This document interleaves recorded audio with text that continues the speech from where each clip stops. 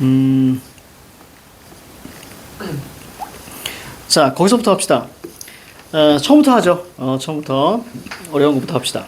어디냐면 11번. 11번 다 독서. 자, 쭉 가볼게요. 아마 오늘 다 못할 것 같은 느낌인데. 자, 가자. 자, 골격근은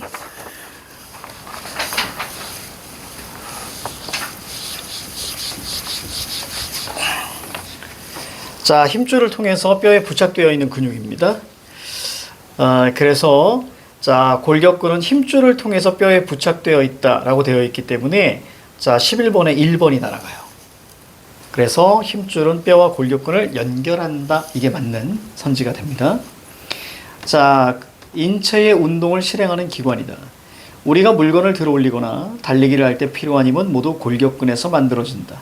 골격근은 수축작용을 하며 힘을 만들어 내면서 스스로 이완을 할 수가 없습니다. 예를 들어서 팔을 굽힐 때 이두근이 수축하면 쌍을 이루는 삼두근은 이완되고 팔을 펼 때 다른 게 수축하면 다른 게 이완되는 거예요. 그렇다면 골격근을 통해 운동이 실행되는 원리는 무엇일까? 11번 볼게요.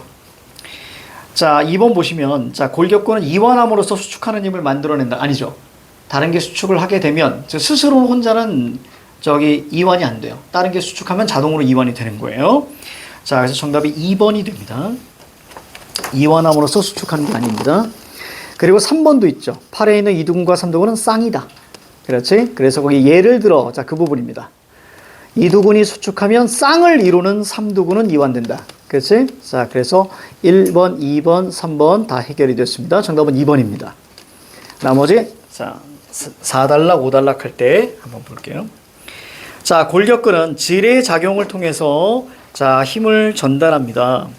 지뢰는 무거운 물건을 움직이는 데 쓰는 막대기인데 여기에 막대기를 고정하는 곳을 받침점, 그 다음에 힘을 가하는 곳을 힘점, 지뢰를 통해 힘이 미치는 곳을 작용점이라고 합니다. 개념이니까 체크해 놨고요.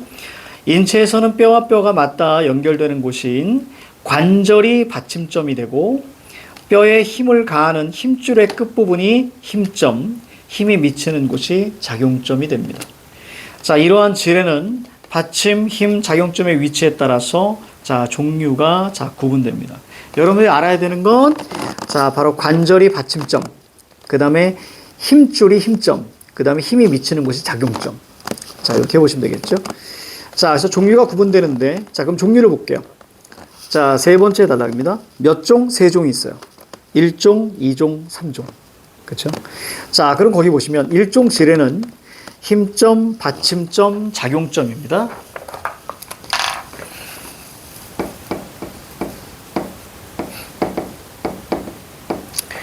자, 힘, 받침, 작용. 자, 그래서 목 근육 얘기입니다. 목 근육이 자, 수축을 하면 목 관절을 자, 관절이 받침점이라고 했었지, 그지? 관절이 받침점. 목 관절이 받침점으로 그다음에 작용점인 턱 끝이 즉 힘이 작용하는 부분. 그래서 턱이 올라가는 거야. 그러니까 이렇게 되는 거죠. 여기가 수축을 하면 자, 이 관절이 받침을 하고 그리고 턱이 올라가는 거예요. 그래서 작용점입니다. 자, 이종 지뢰는요. 자, 이종 같은 경우는 바짝 힘입니다. 바짝 힘. 바짝 힘. 그렇지? 자, 이렇게. 자, 구조로 되어 있습니다. 종아리 근육 얘기네요. 그래서 종아리 근육이 자, 수축하면 발가락 관절이 받침점으로 작용점인 발목이 올라가는 거예요. 그래서 거기 위에 그림 있죠? 그래서 자, 바짝 힘 이렇게 나와 있습니다. 그래서 올립니다. 자, 그 다음 3종 볼게요. 3종은 받침작입니다.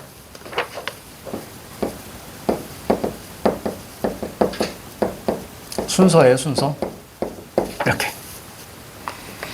자, 어깨와 팔꿈치 사이에 있는 이두근이 수축하면 팔꿈치 관절이 받침점. 자, 그래서 결국 손이 위로 올라갑니다. 그래서 거기 보니까 화살표를 잘 보셔야 돼요. 이걸 잘 보셔야 뒤에 있는 뭘 풀 수 있냐면 13번을 풀 수가 있는 거예요. 됐죠? 자, 13번 한번 볼게요. 바로 가볼게요. 13번. 거기 종아리 올리는 거예요. 그죠? 다리를 올리는 겁니다. 자, 다리를 올리는 거. 자, 이게 비슷한 게 다리를 들어 올릴 때, 자, 작용하는 지뢰 종류로 적절한 것은 4번입니다.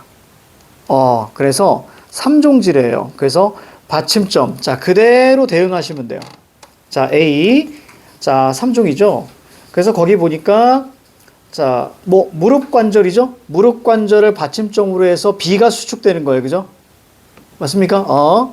자, 그래서 결국 작용점이 C. 그래서 위로 들어 올라가는 겁니다. 힘이 바로 이제 뒤로 이렇게 됩니다. 그래서 정답은 4번. 자, 그 다음에 네 번째 단락 볼게요.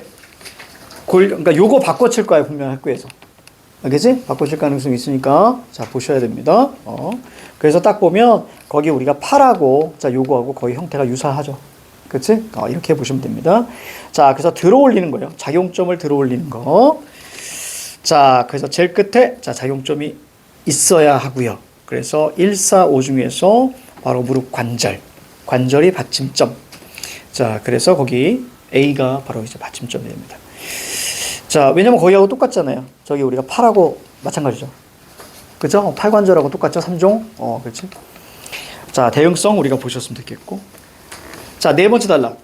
골격근의 수축 작용은 골격근을 구성하는 근육세포 내에 자, 근육 원섬유를 통해서 이루어집니다. 수축 작용이 있는데요. 자, 근육 원섬유가 있네. 그래서 거기에 대상을 체크해놨죠. 자, 요것을 통해서 자, 수축 작용이 일어난다. 자, 골격근 수축 작용이 일어난대요. 자, 그래서 11번에 4번 선지가 그래서 나오는 거예요. A통의 B, 인과죠? 그래서 원섬유를 통해서 골격근의 수축 작용이 일어난다. 그치? 이렇게. 자, 그 다음 근육 원섬유에는 굵기가 가는 액틴 필라멘트와 굵은 마이오신 필라멘트가 일부분씩 겹쳐서 배열되어 있어요. 이거 왜 이렇게 체크했냐면, 자, 굵기의 차이가 보이죠? 그치? 그래서 가는 것은 액틴, 굵은 것은 마이오신이에요. 자, 굵기입니다. 굵기. 자, 가는 것은 액틴. 자, 그 다음에 굵은 것은 마이오신. 자, 이렇게 자 차이가 그래서 세모와 역세모로 했어요. 자, 이 필라멘트가 일부분씩 겹쳐서 자 배열되어 있어요. 자, 중요한 건 겹쳐서 배열되어 있다는 게 겹쳐서. 자, 근육 원섬유를 전자현미경으로 관찰할 때 액틴 필라멘트만 있어서 밝게 보이는 구간을 자, 명대라고 합니다. 액틴. 자, 얘는 뭐예요? 밝다. 자, 이것을 밝을 명자 써서 명대 이런 것 같아요. 자, 그 다음에 마이오신 필라멘트가 있어서 어둡게 보이는 것을 암대. 마이오신은 어둡다. 자, 그래서 암대 합쳐서 명암. 그렇지? 자, 암대라고 하며 암대 중 마이오신 필라멘트가만 있는 구간을 자, H대라고 한답니다. 그래서 암대 중에서 마이오신 필라멘트만 있는 것은 여기서 이제 H대가 자, 나오는 거예요. 자, 그리고 액틴 필라멘트를 서로 이어주는 선을 자, 바로 Z선이라고 하는데 Z선과 Z선 사이를 자, 근육 원섬유 마디라고 합니다. 그래서 액틴을 이어주는 걸 Z선.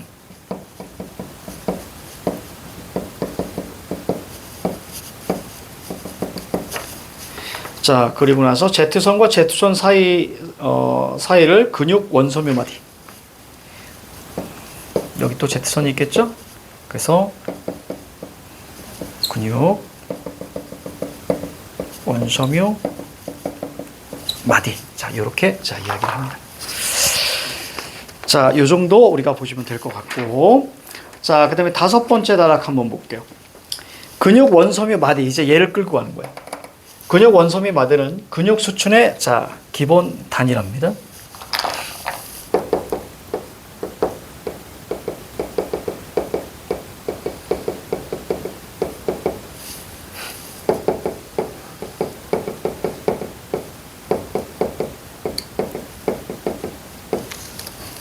자, 기본 단위로 다음과 같은 과정. 자, 이제 과정이 미친 듯이 나오는 거야. 이거 크게 쌤이 자 체크 안 했어요. 이 과정 같은 경우는 무조건 시험에 출제됩니다. 무조건 출제됩니다. 그래서 거의 과정에서 쌤이 그냥 끊어서 이렇게 쭉쭉 본 거 보이죠? 그래서 핵심만 쌤이 좀 동그라미 쳐놨어. 자, 가자. 먼저 마이오신 필라멘트에 있는 마이오신 머리는 에너지가 공급되면 자, 액틴 필라멘트에 달려붙어서 자, 구름다리 구조를 형성한답니다. 요거 한번 볼게요. 자, 거기 에너지가 공급됩니다. 자, 에너지가 공급돼요. 자, 그럼 마이오신 머리가 있어요. 마이오신 필라멘트 안에 있는 자, 이 마이오신 머리가 액틴 필라멘트에 달라붙습니다. 자, 액틴 필라멘트에 달라붙어요. 자, 붙은 다음에 구름다리 구조를 형성한대요.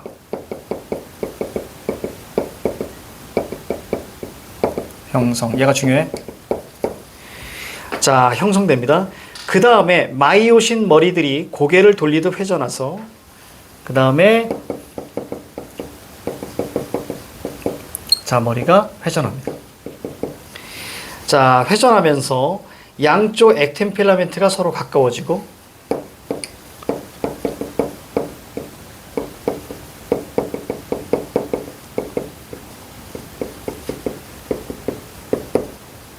가까워집니다.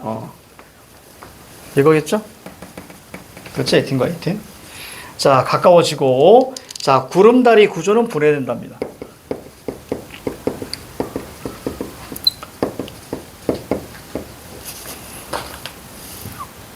저기 썼구나.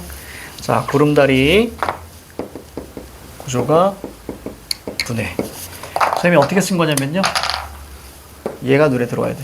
이 차이. 됐죠? 이 차이가 눈에 들어와야 돼. 그래서 여기서 이렇게 가는 거예요. 자, 그래서 거기가 그렇게 저희가 체크한 거예요. 이러한 과정이 어떻게 됩니까? 반복되면서 자, 액틴 필라멘트가 자, 마이오신 필라멘트 사이로 자, 미끄러져 들어가는 방식으로 자, 수축됩니다. 이런 것들이 어떻게 된다고요? 반복됩니다. 자, 반복되면서 결국 어떻게 되냐면 액틴 필이 마이오신 필 사이로 미끄러져 들어갑니다.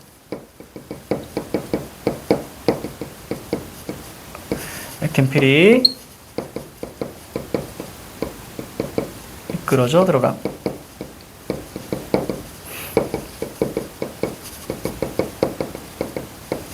미끄러져 들어간대. 자, 그래서 들어가면서 결국 어떻게 됩니까? 자, 수축이 된답니다. 결국 수축. 지금 우리가 보는 게 수축 과정이니까. 근육 수축 과정이니까. 자, 이때 각 필라멘트 자체에 자, 필라멘트 자체의 길이는 변화하지 않습니다. 이게 가장 중요한. 그래서 변화하지 않는 거 이런 것들은 들으시면 X치죠. 그렇죠? 자, 요 X에 해당하는 게 어디 나오냐면 저기 몇 번 문제냐면 14번에 2번 봐봐. 14번에 2번 봐봐. 14번에 2번. 자, 14번에 2번 보세요. 자, 필라멘트 자체의 길이는 변화하지 않는데요. 그때 뭐라고 했냐면 이번에 암대의 길이가 줄어들어? 아니요. 길이는 줄어들지 않아요. 선생님, 그치? 암대가 어디 있어요? 칠판. 암대는 뭐라 그랬냐면 마이오신만 있을 때 암대예요. 즉 마이오신만 있어서 어두워지면 암대입니다. 근데 마이오신 필라멘트 됐습니까? 이 길이가 줄어들어 안 줄어? 안 줄어. 길이는 변화가 없다고. 각 필라멘트는. 됐지? 그 암대가 줄어든다는 얘기는 마이오신 필라멘트가 줄어든다는 얘기야. 알겠지? 그게 아닙니다. 그래서 정답은 우리가 이제 2번 이렇게 보시는 거예요. 다시 돌아와요. 자, 길이는 변화하지 않고 마이오신 머리가 액틴 필라멘트에 달라붙는 수가 많을수록 그렇죠? 힘이 커진다. 요것도 우리 좀 체크했어야죠. 그렇죠? 그래서 마이오신 머리가 많이 붙을수록 힘이 커진다. 많으니까 커진다. 그럼 뭐 바꿔칠까? 얘 바꿔치겠지. 마이오신 머리를 마이오신 필라멘트로 바꾼다든가. 그치? 이런 방식으로 해서 나오겠죠. 자, 그래서 한 번쯤 여러분들이 집에서 정리해 봐야 돼. 쭉. 힘이 커진다. 한편, 골격근 수축에 필요한, 자, 에너지인, 그렇죠. 자, 여러분 11번의 정답 5번이죠? 근육 원섬유 마디는 수축 기본 단위. 그래서 여기 있죠? 수축의 기본 단위. 마디는 수축 기본 단위다. 자, 에너지인 ATP는 여러 공급원으로부터 제공됩니다. 요걸 또 이해하셔야 됩니다. 요거 대충 찍을 사람 찍으셔도 괜찮아요? 찍을 사람 찍어도. 여기 뭐 필 이런 거 좀 빠졌지만, 액틴 필, 마이오신 필, 자, 이런 겁니다.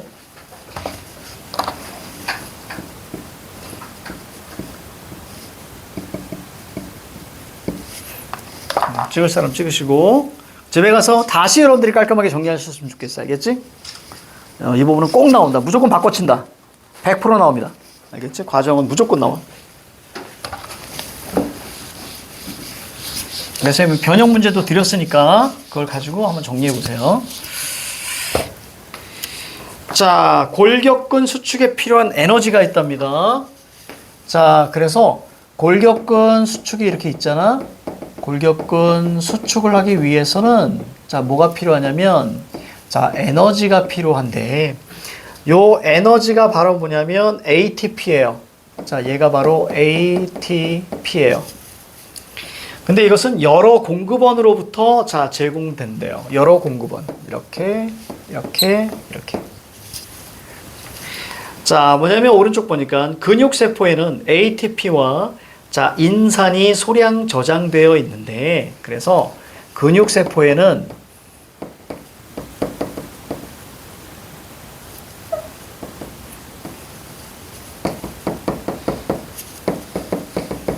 자, 여기 있대요. 자, 저장되어 있는데 먼저 근육세포에 저장된 ATP를 사용한 다음 그 다음에 인산을 사용하는 거예요. 그렇죠? 그래서 자, 얘가 먼저 자, 사용합니다. 사용 1번. 자, 그리고 나서 저장된 크레아틴 인산을 활용해 ATP를 생산하여서 사용합니다. 그 다음에 얘가 두 번째예요. 사용 두 번째. 그러니까 먼저 뭐예요? 인산. 그렇지. 인산이 바로 공급원이에요. 됐지? 인산이 바로 ATP를 자, 공급하는 겁니다. 자, 그리고 추가적으로 필요한 ATP는 호흡을 통해서 얻은 산소로 포도당과 지방산을 분해하여 생산합니다. 뭐죠? 산소. 산소에서 ATP가 얻어집니다. 그래서 산소 호흡을 통해서 산소가 들어올 거 아니에요? 그러면 거기에 포도당과 지방산을 분해하면 자, ATP가 나온답니다. 그렇죠? 이렇게 공급되고요. 자, 그다음 이 과정에서 산소가 충분히 공급되지 않으면 안 좋아요. 그러니까 공급되면 좋아, 공급 안 되면 안 좋아. 이렇게 이해하면 되겠지, 그지? 공급되면 좋고 공급 안 되면 안 좋아. 이렇게 우리가 이해하셔야 됩니다. 따라서 공급이 돼야 돼. 공급이 돼. 근데 공급이 안 돼. 그럼 몸은 평형을 유지하려고 할 거 아니야. 그러니까 어떻게 했어요? 호흡을 더욱더 이렇게 하려고 하겠죠. 여기까지 이해가니? 자, 다시.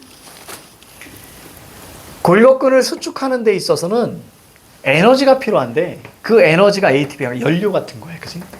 근데 이것은 여러 가지에서 공급을 받는데 근육세포에는 ATP와 인산이 들어있대.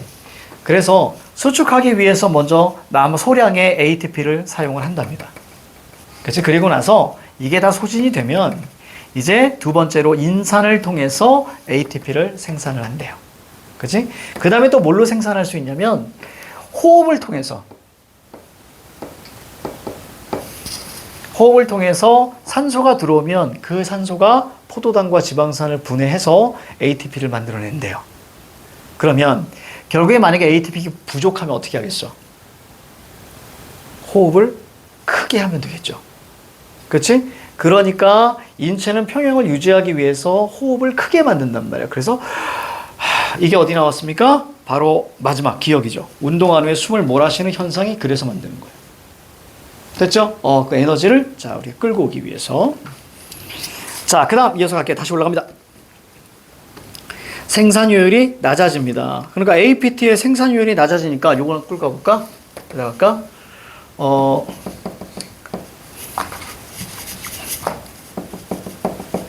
자, 산소가 부족하면.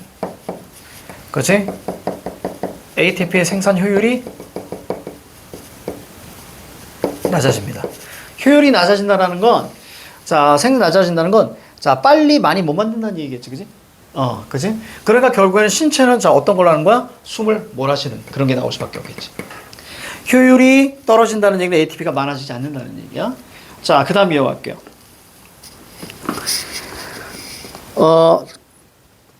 저기 보니까 생산효율이 급격히 자, 낮아집니다. 자, 그러면 생산율이 낮아지면 어떤 일이 벌어지냐면, 그렇지, 젖산이 나온대요. 젖산이 발생시키고, 그러면 근육이 어떻게 돼요? 근육 필요.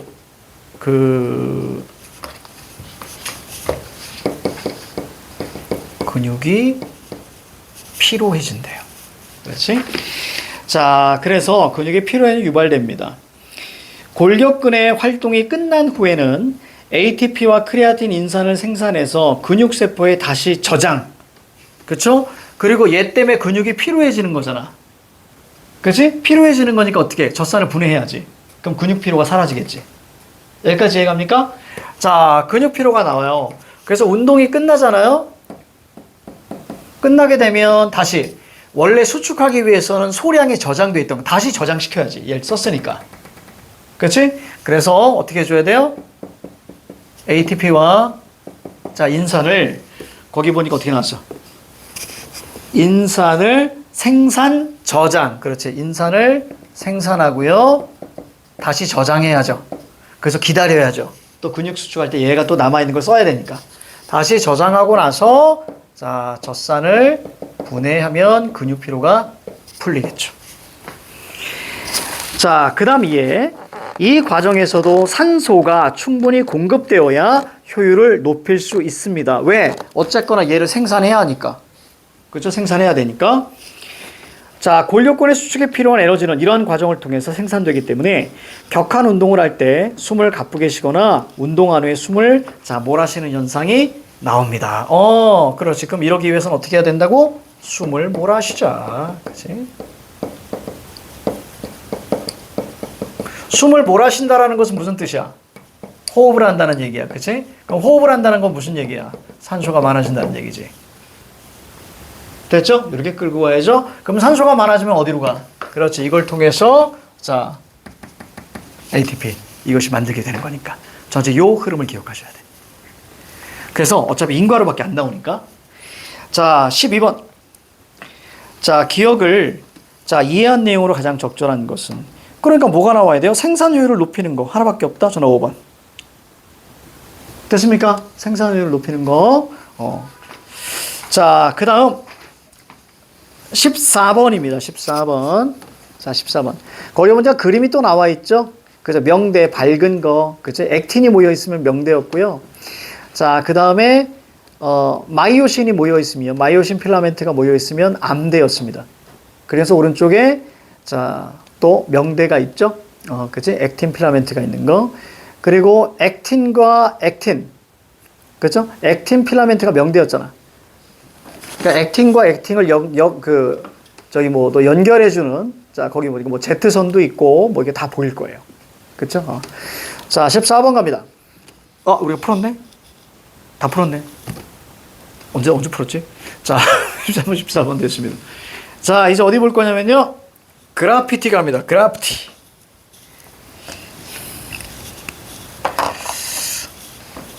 요거 찍을 거니 혹시? 찍을 사람 있어요?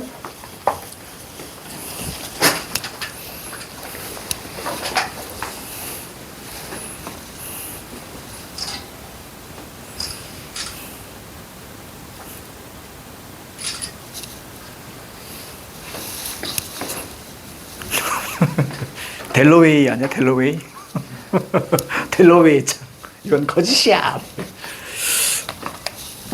근데 이름 쓸데없이 멋있지 않냐? 델러웨이?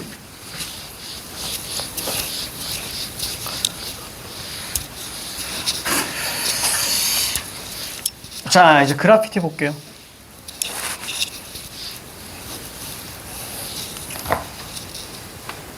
세계적으로 유명한 그래피티 작가가 있잖아. 아는 사람. 영국 사람이야. 맞아. 뱅크시. 뱅크시. 그래서 그래피티 딱 보면서 뱅크시가 딱 생각이 난 거야. 그래서 딱 넘겼더니 뱅크시 작품이 있네. 그래서 선생님 적어놨지 그냥. 뱅크시 작품이에요. 뱅크시 작품. 그래서 뱅크시 같은 경우는 여러분들 작품 하나가 뭐 100억 가까이 되잖아. 그러니까 그냥 낙서가 아니고요. 그냥 낙서가 아니고 여기만 봐도 엄청나죠. 그러니까 아이디어도 굉장히 독특해요. 그래서 파킹, 주차장이잖아. 주차장인데 거기에 ing를 지워버렸어요. 그죠? ing를 지워버렸죠. 그래서 그것을 파크. 그래서 쉽게 말하면 아이들이 막상 뛰놀 만한 곳이 없다라는 사회적인 그런 메시지를 던져주는 거죠. 근데 신기하게도 완벽하게 지우지 않았죠. 왜 그랬을까? 그렇지? 완벽하게 지우지 않았죠. 그러니까 파크를 강조하면서 이런 것들이 계속 이어져야 한다라는 ING. 그러니까 아이디어도 굉장히 좋고요. 그리고 이거 외에 여러분들이 만약에 시간이 되면 뱅크시라고 딱 치지 않아요? 그럼 얘 작품들이 나오거든요. 깜짝깜짝 놀라요. 어떻게 이런 아이디어들이 나오지? 그래서 그걸 막 그리는 거예요. 이런 게 되게 웃겼어요. 어떤 여자가 너무 가난해가지고 그냥 가지고 있는 집이 정말 조그만 집 하나밖에 없는 거예요. 그래서 거기서 이제 뭐 선생님이 이게 기억이 맞는지 모르겠는데 뭐 철거인가 뭐 잘 모르겠는데 이 여자가 이제 떠날 수밖에 없게 된 거야. 그래서 집을 내놨대요. 집을 내놔서 가지고 있는 건 이 집밖에 없는데 이 집을 떠나겠구나 내놨어. 딱 내놨는데 간밤에 뱅크시가 그 집에다 그림을 그려놓은 거야. 그 집 벽에. 그래가지고 다음날 정부에서 출동해가지고 그 집을 봉쇄합니다. 뱅크시 그림을 지키기 위해서. 그래서 그 집값이 막 천정부지로 올라간 거야. 그래서 그 여자애가 그 집주인이 씩 웃고 있는 사진. 갑자기 자기 집이 엄청나게 올라간 거예요. 그래가지고 거기다가 막 유리벽을 대고 막 그러더라고, 나라에서. 그리고 뱅크시를 내가 볼 땐 이거 잡는 걸까? 못 잡는 걸까? 안 잡는 걸까? 뱅크시를 아무도 본 사람이 없지. 그냥 진짜 슉 나타나가지고 슉. 그러니까 이런 것들은 이제 내가 볼 땐 천천히 누가 그리면 와 뱅크시다 그럴 거야. 근데 미리 준비를 다 해놓은 거지. 그래서 빠르게 착착착 해놓고 탁 사라지는 거야. 멋있어. 나 이거 보면서 와 얘 되게 멋있다. 그냥 멋있다라는 생각이 들었어. 멋있다. 참 그렇지. 멋있어. 그냥 멋있다는 생각이 들었어. 세상에는 참 천재가 많습니다. 자, 갈게요. 그래피티. 자, 짧고 재밌어요. 나쁘지 않습니다. 자, 여기서 중요한 포인트 하나 알려드릴게요. 우선 그래피티의 어떤 예술적 경향이 나올 거고요. 제일 중요한 게 뭐라 그랬지, 선생님이? 이런 예술 지문에서 혹시 기억나? 예술 지문에서 제일 중요한 거? 표현 방법과 효과 의도를 중심으로 체크하셔야 돼요. 그러니까 문제는 거기서밖에 안 나와요. 이번에도 마찬가지. 그래서 자, 적어줄까? 가볍게만 할게요. 그래서 선생님이 그거에 맞게 체크한 거예요. 예술 지문은 표현 방법과 그러면 어떤 효과 의도가 나오니? 이렇게 어떤 효과 의도가 나오니? 이렇게 체크하면 아무 무리 없어요. 문제가 여기서밖에 나올 수가 없거든. 우리가 앞에 과학 지문에서 거의 개념과 인과에서 나왔던 거하고 똑같은 거야. 알겠지? 거의. 자, 볼게요. 가자. 그래피티란 개념이니까 동그라미 찍고 갈게요. 공공장소에서 낙서처럼 그려진 글자나 그림을 말한다. 그래피티는 자 도시 소외 계층들이 경물 벽이나 지하철 등의 장소에서 허가 받니 안 받니 안 받아 이런 것들을 X치는 거야. 부정문 같은 경우는 허가받지 않은 채 재빠르게 낙서함으로써 기존 질서에 저항한 것에서 비롯된다. 의미는 뭐예요? 기존 질서에 저항하는 거예요. 1970년대에 유행했던 그래피티. 자, 연대가 나오면 네모를 치거든요. 그리고 선생님은 네모 딱 치면 다른 연대가 있나를 찾아봐요. 근데 저기에 80년대가 나왔다. 그치? 그럼 이 둘의 차이가 출제가 될 수밖에 없어요. 70년대의 특징과 80년대의 특징. 이렇게. 자, 주로 자신의 이름이나 별명을 적는 태그였습니다. 태그를 하는 사람들은 자신의 태그를 돋보이게 하고자 이게 효과 의도잖아. 그래서 어떻게 표현했니? 덧대요. 그렇죠? 이게 표현 방법이잖아요. 그래서 덧대어 더 크게 자 태그를 그리기도 하고 태그 자체를 복잡한 형태와 화려한 색칠을 진 그림처럼 표현합니다. 왜요? 돋보이게 하려고. 이 과정에서 글자는 어떻게 됐어요? 어떤 효과가 나왔어요? 보는 대상으로 전환됐어요. 이게 효과 의도. 자, 그러다 보니까 오른쪽 꼭대기 조형적 요소가 강조가 돼요. 그래피티는 점차 사람들의 주목을 받게 되었고, 하지만 자, 문제점이 나옵니다. 태그가 너무 복잡하고 화려하게 그려지다 보니 대중들은 태그가 어떤 글자인지 알아보기 어려워졌습니다. 문제점. 자, 그래서 P라고 쓴 거예요. 그래피티를 그리는 행위 자체는 여전히 자, 저항적 성격 계속 이어갑니다. 그렇죠? 저항적 성격, 예술적 경향이에요. 저항적 성격을 지니고 있었지만 예술이 개인의 사유를 구체적으로 담아내야 한다는 자, 어떤 비평가, 그런 비평가 입장. 그렇죠? 당연히 예술가, 자, 비평가 입장. 자, 비평가들은 단순히 이름이나 별명을 적는 행위에 불과했던 그래피티를 그냥 안 좋아했어요. 이에 그래피티는 비가시적일 뿐만 아니라 텅 비었다. 뭐? 의미가 없다. 이런 얘기죠. 그렇죠? 의미가 없어. 1980년대 이제 차이로 읽어야 됩니다. 그래피티 자, 예술가들은 작품에 자, 사회적 메시지를 담아내기 위해서 다양한 방법을 도입했는데 자, 표현 방법과 효과가 이동합니다. 대표적으로 대상의 형상을 오려낸 부분에 스프레이를 뿌리거나 자, 페인트를 칠하는 자, 스텐실 자, 동그라미 쳤죠, 쌤이 표현 방법입니다. 뭔지 알아요, 여러분들? 뭔지 압니까? 스텐실. 만약에 이렇게 돼 있잖아요. 그러면 이제 예를 들어서 뭐 S야, 그럼 이렇게 파여 있는 거예요. 뭐 이렇게 파여 있어요. 그럼 이거를 대고 나서 스프레이로 막 이렇게 뿌려. 막 이렇게 빨간색으로 만약에 스프레이를 막 위에다 이걸 대놓고 막 뿌린단 말이에요. 그럼 어떻게 나와요? 대충 그릴게요. 미안합니다. 너무 다르지 않니? 자, 이게 이렇게 나오는 거야. 이해가지? 이렇게 해가지고 빨간색 막 이걸 스텐실이라고 해서 여러 겹을 막 겹쳐서 이렇게 하죠. 그렇지? 자, 스텐실. 스텐실 기법이 활용해요. 그랬더니 어떤 효과 나와요? 효과에는 다 미소 친 거 보여요? 정교해요. 그리고 예술성이 높아졌어요. 자, 그럼 확실히 보이죠? 위에는 예술성이 많이 없었는데 예술성은 언제 나와? 80년대 나오는 거야. 됐지? 이런 차이. 그래서 연도가 중요한 거예요. 예술성, 그 다음에 보니 메시지가 쉬워졌어요. 위에는 뭐야? 어려웠어요. 어려우니까 비판했잖아요. 텅 비었다. 이렇게, 그지? 자, 쉽게 메시지를 전달할 수 있었고요. 또한 작업할 장소를 염두에 두고 표현할 글자나 그림 형상을 미리 준비. 그렇지. 아까 선생님 뱅크스 얘기했었잖아요. 그죠? 그런 느낌인 거야. 작업 속도를 높일 수 있었다. 자, 일부 그래피티 예술가들은 그래피티가 그려지는 장소 자체의 특성. 아까 뱅크시가 대표적인 거예요. 장소 자체의 특성. 그래서 보니 사회적 목소리 효과 의도. 예를 들어서 분쟁 지역의 평화의 메시지, 낡은 건물의 벽면에 열악한 도시 환경에 대한 풍자의 메시지를 남기기도 했습니다. 이렇게 장소 자체가 작품의 의미를 완성하는 데 결정적인 요소로 작용하는 것을 장소 특정성.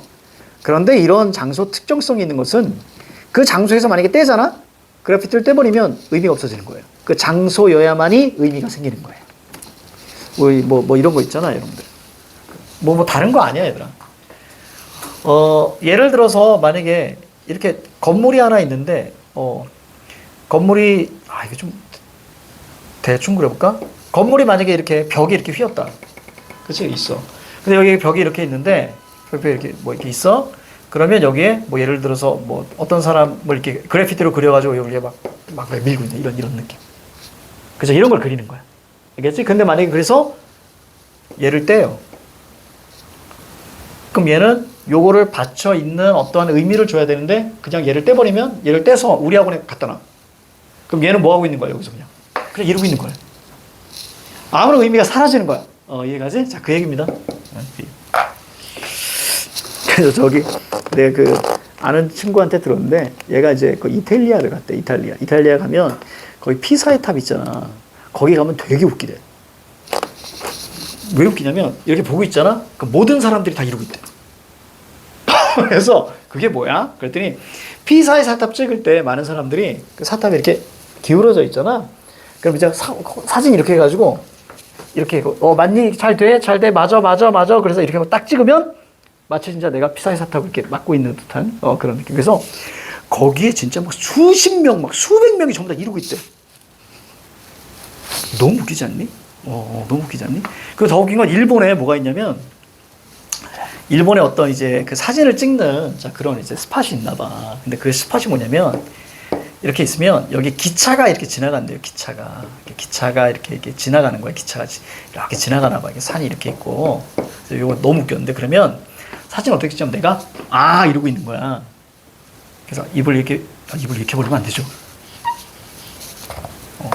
대충 그리게. 얘가 이렇게 해서 입을 이렇게 벌리고 있는 거야. 미안합니다. 사람이에요. 얘가 입을 벌리고 있으면 마치 얘가 어디로? 이 안으로 들어가는 듯한 느낌을 주려고 이런데. 그래서 거기 가서 어떤 사람이 쇼츠인데 쭉 멀리 간 거야. 한 수십 명이 다 이러고 있어.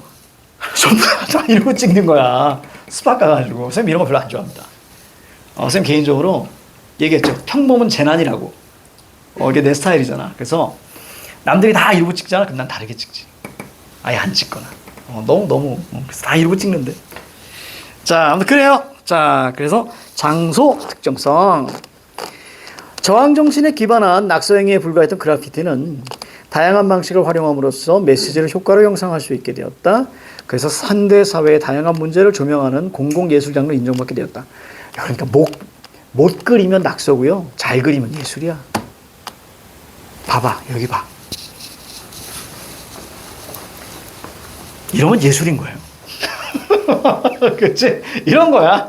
잘 그리면 예술이야. 잘 그리면 예술. 이런 거. 낙서예요, 낙서, 이런 거. 이런 거 낙서. 또 뭐야? 뭐 이런 거 낙서인 거예요. 그치? 그래서 잘 그리면 예술이고, 못 그리면 낙서입니다. 이거 선생님 조카가 그린 거야.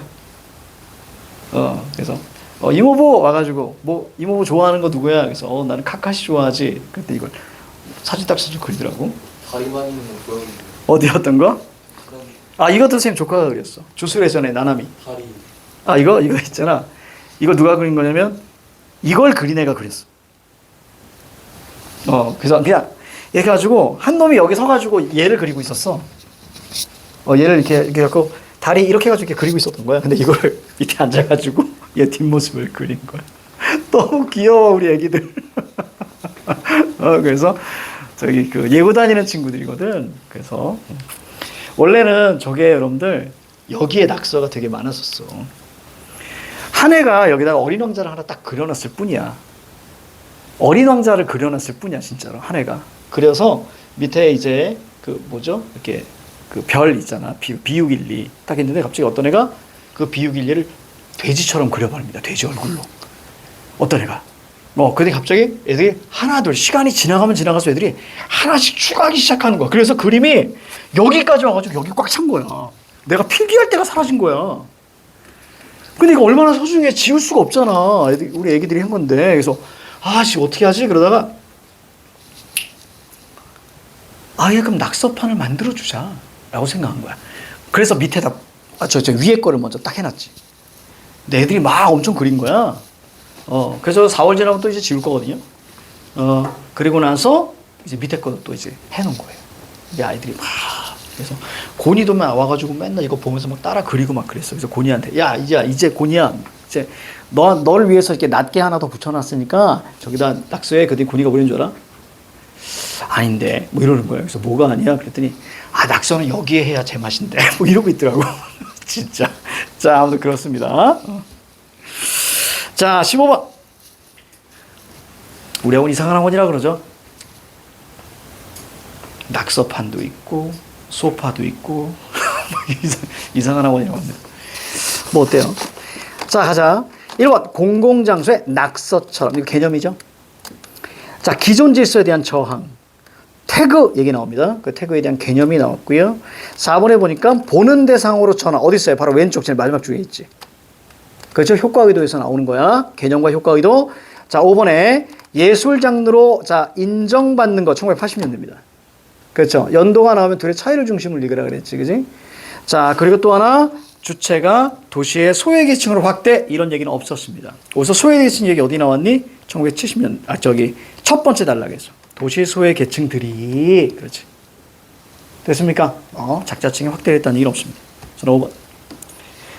16번 기억과 같이 평가받는 이유로 가장 적절한 것은 기억은 저기 위에 그래피티를 부정적으로 얘기한 부분 있죠. 텅 비었다라고 하는 부분. 정답은 5번입니다. 왜? 그 원인이 뭐예요? 알아보기 어려워요. 됐죠? 그래서 정답은 5번 정도로 보시면 되겠습니다. 넘어가요. 자, 17번.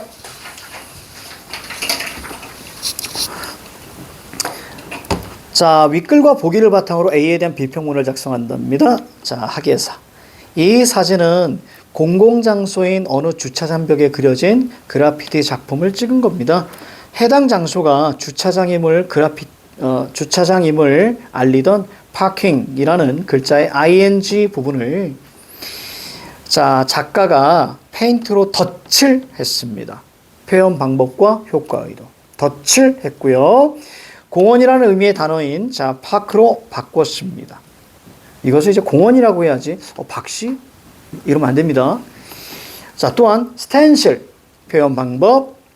그네 타는 어린 소녀의 모습을 글자 A 아래에 자, 정교하게 그렸습니다. 이 작품은 문자와 그림을 사용하여서 현대 사회 도시 공간에 아이들이 안전하게 뛰어놀 공간이 부족하다는 어떤 사회적 메시지 나옵니다. 자, 1번에 보니까 ing 부분을 페인트로 덧칠 글자 형태는 바꾸지 않았습니다. 그치? 표현 방법과 효과 의도. 정답 1번. 글자 형태 단순화시키지 않았죠? 그건 원래 복잡해야 되는 거예요. 그치? 그걸 단순화. 그래서 틀린 거고요. 그리고 보기에도 형태 단순화 얘기 없었습니다. 자, 2번. 그럼 여러분들 덧칠은 어디서 나온 거야? 덧칠하는 것은 태그 파트에서 나왔었죠. 그쵸? 태그 파트에서.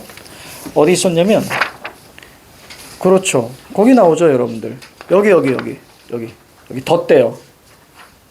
그렇죠? 덧대요. 그래서 그림을 크게 그렸다. 그때 쓰는 거예요. 그래서 표현 방법과 효과 의도로 이루어진다, 선지가. 그거 머릿속에 잡고 있어야 돼. 선지도 그렇게밖에 안 만들어져. 자, 2번. 스탠실, 그네 타는 어린 소녀의 형상을 사전에 준비했다. 그랬죠. 사전에 준비하면 효과 의도가 뭐였습니까? 작업 속도를 높였다라고 텍스트에 있었습니다. 3번에 보니까 사회 메시지. 그 다음에 4번에 보면 예술성 메시지. 5번에 보니까 장소 특정성에 대한 얘기가 나오죠. 그렇지? 그래서 정답은 1번. 자, 그 다음 거 마지막인가요? 아니네. 마지막은 아니네. 자, 좀 긴 건데요. 자, 그래도 해봅시다. 자, 시작합니다.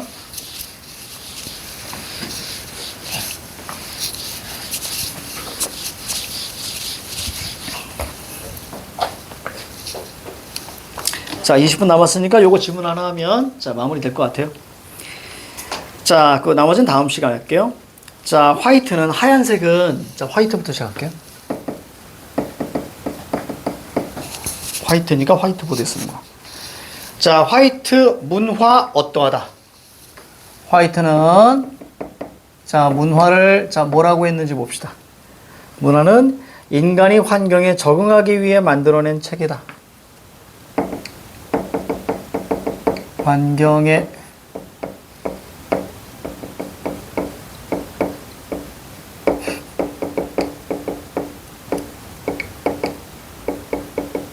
이렇게 얘기했습니다.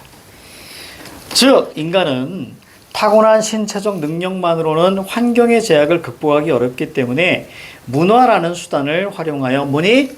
그지? 생존하기 위해 똑같은 말이겠다. 그지?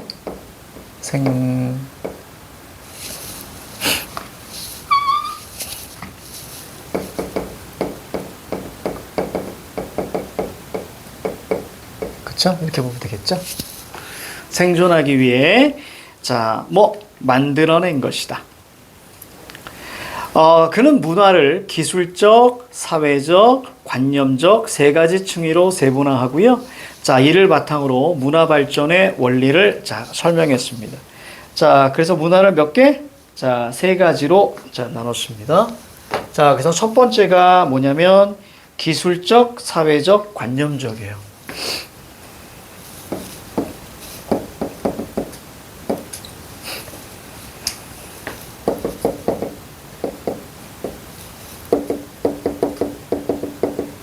자, 세 가지 층위로 이렇게 만들었습니다. 자, 볼게요. 그래서 문화 발전의 원리. 자, 이렇게 얘기합니다. 문화 발전 원리.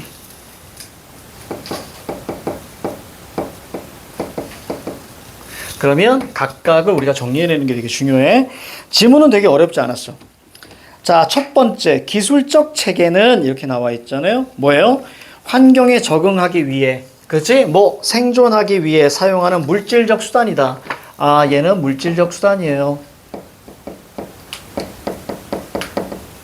얘를 놓치면 안 되겠죠? 환경에 적응하기 위해, 생존하기 위해.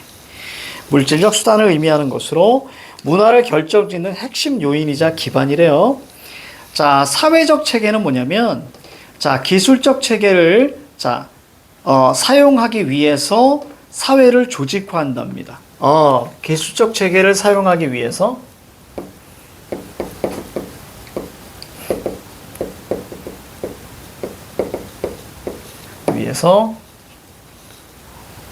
사회 조직화 방식. 자, 조직한데요. 관념적 체계는 뭐냐면, 자, 기술과 사회의 영향을 받아서 사상, 신념, 규범 등을 나타낸대요. 자, 기술적과 사회적의 영향을 받아요. 자, 영향을 받아서 나타난 거예요. 사상, 신념, 규범.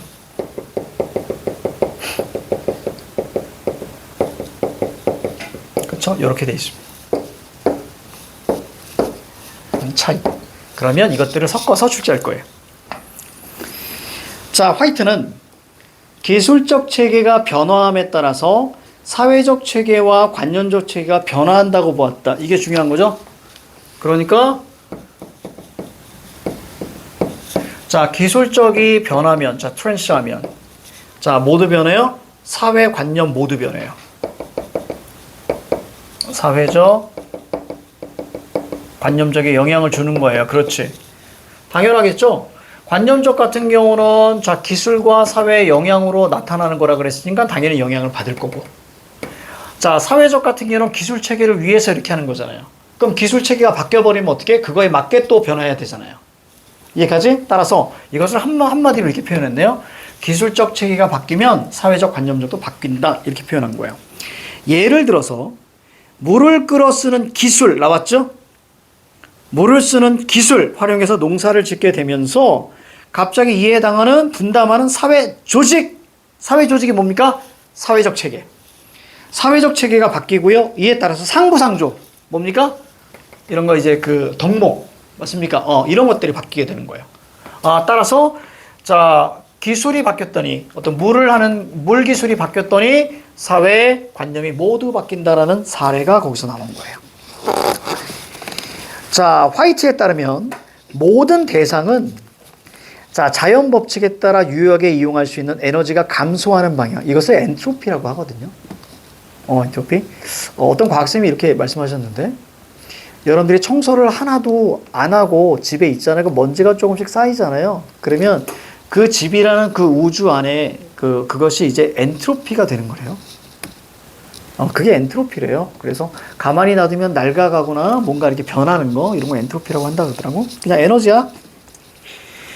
자, 그래서 엔트로피가 감소되는 방향으로 나아가는데 인간은 이러한 흐름을 거슬러서 즉 이용할 수 있는 에너지, 자연에서 이용할 수 있는 에너지가 아니라 그냥 에너지를 끄집어 내버리는 거야, 인류가.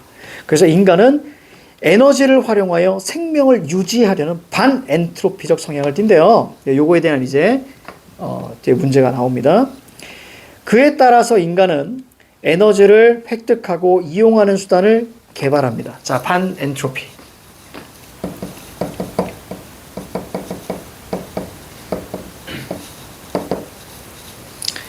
자, 에너지를 획득, 이용하는 수단 개발.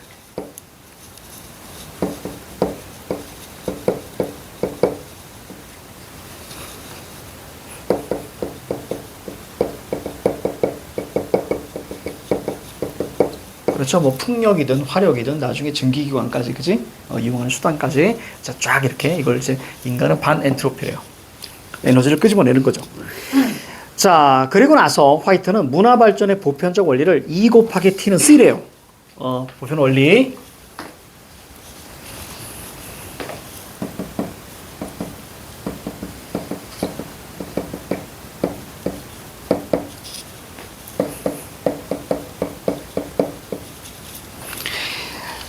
자, E 곱하기 T는 C라는 공식으로 나타냈습니다. 이 공식에서 자, E는 에너지예요.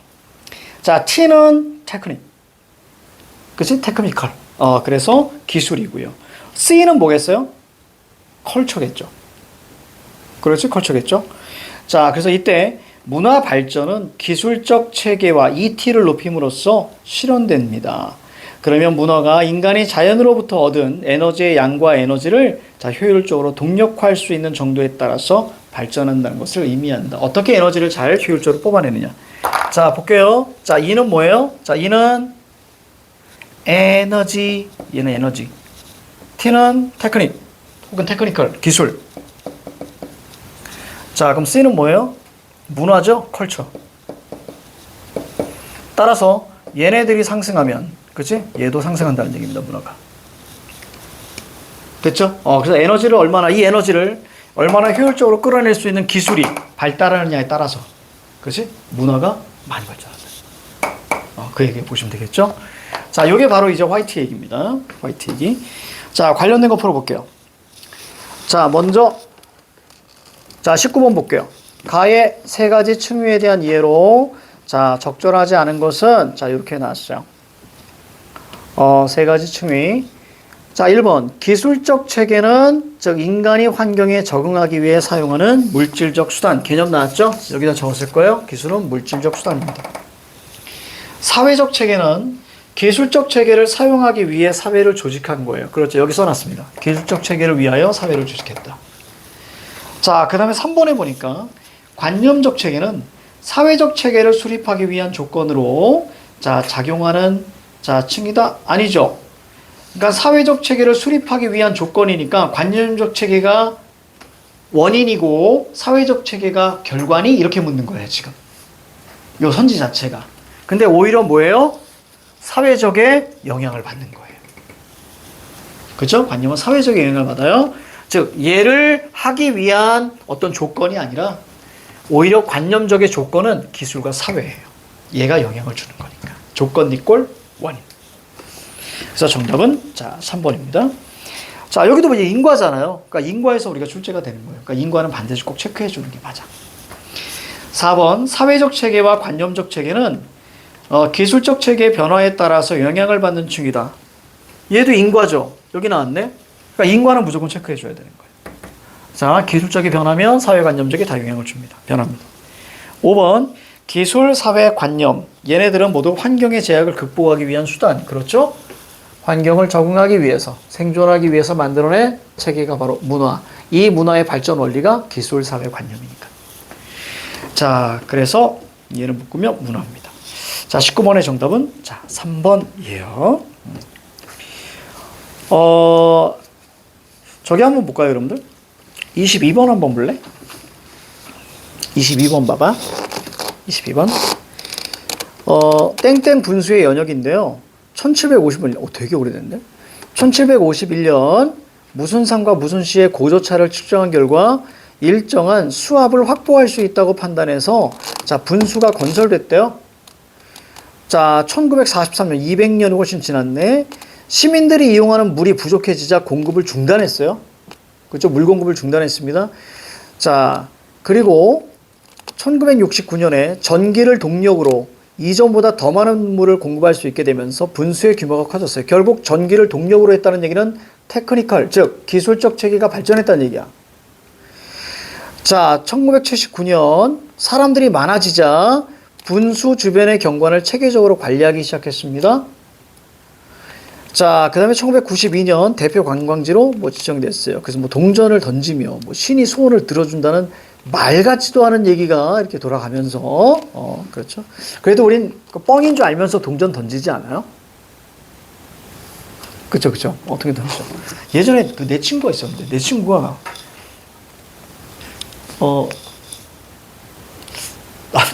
이게 얘기도 되나? 어딜 갔는데, 연못이 이렇게 있는 거야. 연못이 있고, 그 연못, 그 한가운데, 이렇게 바위가 있었고, 거기에 조그만 접시 하나가 있었어요. 접시 하나가 있는데, 갑자기 거기에 동전이 되게 많은 거야. 그래서, 저게 던지나 보다. 근데 갑자기 이놈이 어디서 이상한 걸 들어가지고, 저기 던져서 꼬리 나잖아? 그럼 저기 있는 돈 다 가져가는 거야. 갑자기 얘가 내 친구들이 또라이들이 많았거든. 그래서 근데 우리도 진짜? 뭐 그때 말 같지도 않은 소리 하지 마. 거기 돈 좀 다 있잖아. 저건 안 가져간 거고. 원래 들어가면 다 가져가는 거야. 그런 거 몰랐어? 얘가 너무 자신 있게 막 확신에 찬 눈빛으로 얘기하니까 아, 그런가 보다라고 생각을 했던 거야. 막 던지기 시작했어. 근데 딱 들어갔네? 땡그랑 이렇게 들어간 거야. 얘가 진짜 가가지고 그걸 다 가져왔어. 첨벙첨벙, 우리 그때 술 먹었었거든. 첨벙첨벙 들어가가지고 그걸 다 가져오는 거야. 우와! 막 이러고. 그래서 그때는 그냥 우리끼리 좋아했어요. 저 그런 줄 알고 막 좋아하고 이제 나와서 시간이 몇 년 지났지. 몇 년 지나고 나서 갑자기 문득 그런 생각이 딱 드는 거야. 그랬더니 아, 그 녀석이 거짓말 했구나. 그래서 그거 가지고 우리 맛있는 거 먹었었거든. 그때 아, 정말 죄송합니다. 그때가 21살인가 2살 때였는데 그 친구 뭐 하고 사는지 모르겠네. 사와 드립니다. 자, 아무튼 그랬어. 그래가지고 근데 설득력 있지 않아? 없나? 꼴이내가지고 많이 썼어 사실 그때. 막 다 취해가지고 막 던지고. 자, 그래요. 1번 문제 보고 1번 선지 보세요. 1번 선지. A는 가예요. 가. 우리가 가 방금 봤으니까. 대규모 도시 개발로 땡땡시가 분수의 물 공급을 중단한 것은 기술적 체계가 변화한 거니? 아니잖아요. 전혀 상관없잖아요. 그치? 지금 분수 중심으로 기술적 체계가 변화하는 건 오히려 어디예요, 여러분들? 1969년 전기를 동력으로 할 때. 위에는 뭐였어요? 수압이었잖아요. 그치? 그래서 전기를 동력으로 했을 때 그때 기술적 체계가 변하는 거죠. 그러니까 전혀 상관없는 얘기인 거예요. 그래서 오히려 뭐예요? 그냥 환경이 바뀐 거예요. 도시 개발로, 그쵸? 물이 부족해지면 환경이 바뀐 거기 때문에 상관이 없습니다. 정답은 1번이고요. 2번 선지 볼까요?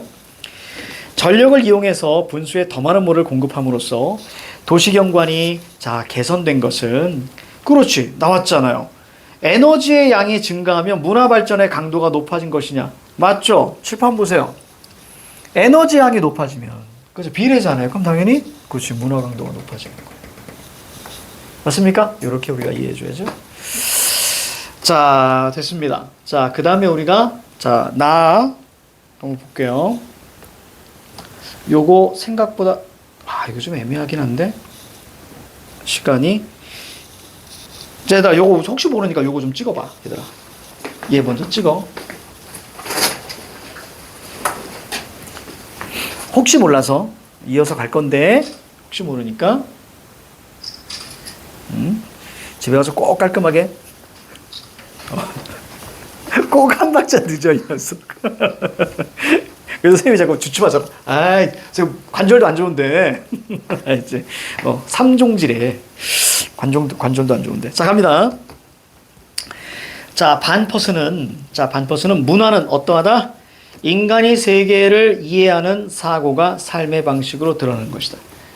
그러니까 반퍼스는 뭐라 그랬냐면, 이건 파란색으로 가볼까? 자, 반퍼스는 문화. 화제 똑같아야 돼. 자, 뭐라고 했냐면, 삶의 방식이래요. 세계를 이해하는 삶의 방식.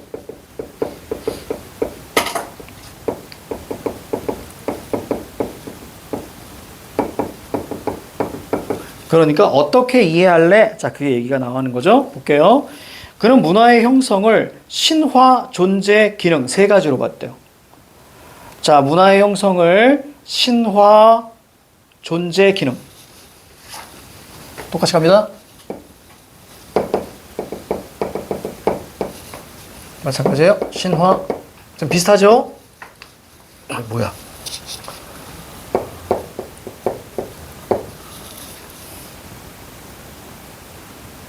그 다음 뭐야? 신화, 존재, 기능.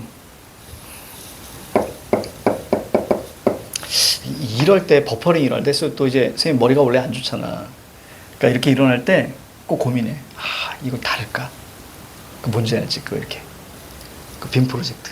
그걸 다를까? 늘 고민해. 늘 고민해. 자꾸 이제 이런 버퍼링들이 일어나니까 머리가 안 좋아서. 신화, 존재, 기능. 형식 똑같죠? 그럼 둘의 또 차이로 가져야지. 그치? 자, 가볼게.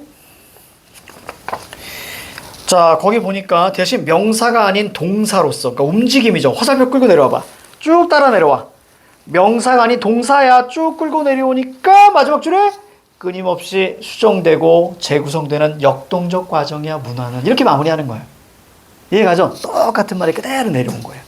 가자. 요거는 우리 마무리하자. 반포슨에 따르면 신화적 사고란 세계를, 인간을 압도하는 거대한 힘. 그치? 세계는 힘이다. 뭐야? 힘이야. 자, 인간을 압도하는 힘이고요. 거기에 뭐니? 상징적 의미. 봐봐. 세계를 이해하는 삶의 방식이라고 그랬어. 그렇지? 그러니까 세계는 어떠하다. 세계는 어떠하다. 세계는 어떠하다. 됐나요? 이렇게 읽어야 되는 거야. 자, 먼저 인간을 압도하는, 자, 초월하는 힘. 여기에 뭐가 들어가? 상징적인 것이 들어가. 자, 그리고 삶의 질서와 안정감을 확보하려고 합니다.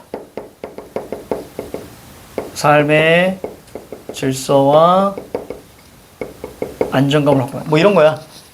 지금 만약에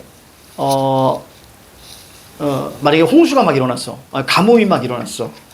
그러면 옛날 사람들은 원인을 모르잖아. 이 가뭄이 어떻게 되는지. 그러면 신화적인 요소가 들어가는 거야. 그래서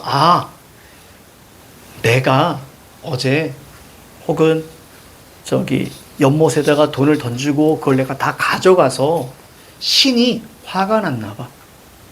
그러니까 원인을 알잖아. 그래서 원인을 알잖아. 그러니까 이제는 그러지 않아야지 라고 하면서 삶의 안정성이 있는 거야. 원인을 알면 편하단 말이에요. 이해가죠? 그런 느낌이야. 자, 그 다음, 그래서 예를 들어서 기우제를 지내는 문화는 비가 내리는 일을 초월적 존재의 의지에 따라 일어나는 현상이라고 생각하는 거예요. 그래서 초월적 존재에게 비를 내려달라고 기원하는 의례입니다. 이는 가뭄으로 식수가 부족해져서 사회가 처한 위기를 해결함으로써, 그렇죠. 그러니까 기우제를 지내면 비가 오더라라는 믿음이 있으니까 마음이 그나마 편한 거예요. 자, 그래서 공동체의 안정과 질서를 도모하려는 삶의 방식이라고 할 수 있다. 이렇게 마찬가지로 질서를 봅니다. 이거 풀어볼게요. 저기 어디냐면 몇 번이냐면 20번. 가의 기억을 바탕으로 기우제를 이해합시다. 반엔트로피적 성향이에요. 반엔트로피. 그러면 엔트로피 뭐예요? 에너지 얘기 나와줘야 돼. 에너지. 그러니까 20번에 5번 봐봐. 생존에 필요한 에너지. 가의 기억. 그 다음에 나가 뭐예요? 초월적 존재로부터 획득하여 공동체 질서 유지. 맞습니까? 그래서 정답 5번인 거예요. 그러니까 되게 단순한 문제였어요. 기억을 바탕으로 기우제를 이해해. 그럼 기억이 뭐예요? 에너지 나와줘야죠. 됐습니까? 이렇게 우리가 보시면 되겠습니다. 다른 거는 말도 안 되는 얘기입니다. 전부 다. 다 말도 안 되는 얘기야. 앞에. 자, 그 다음 다시 돌아오세요. 이제 존재론 갑니다. 존재론, 요거 빨리 끝내버릴게.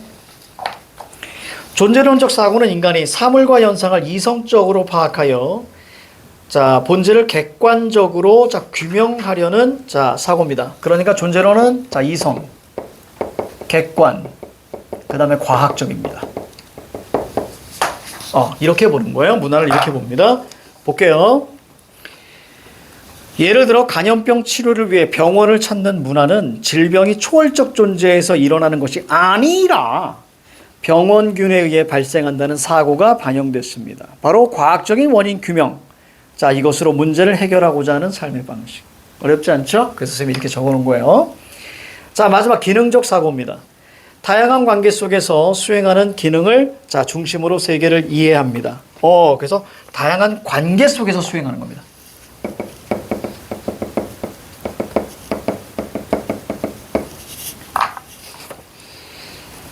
자, 예를 들어서 관료제 문화는 구성원들의 역할을 중심으로 관계를 위계화, 관계란 말이 눈에 들어와야 돼.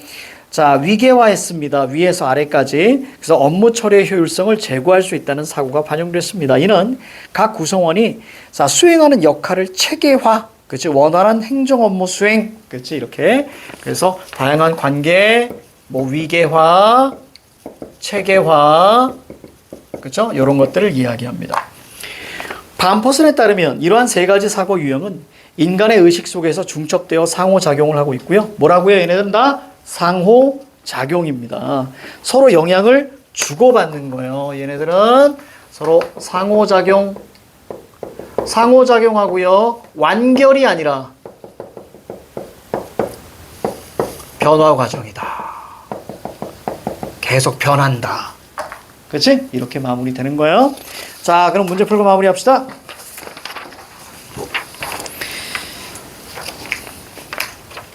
문제 풀고 마무리할게요. 자, 거기 보시면 우리가 안 푼 게 18번입니다. 가는 문화 발전의 원리, 그 다음에 나는 문화를 형성하는 사고 유형. 그렇죠? 그래서 사고 유형. 정답 1번. 자, 21번. 나의 니은이 의미하는 거 볼게요. 니은은 나의 첫 번째 단락, 셋째 줄에 있어요.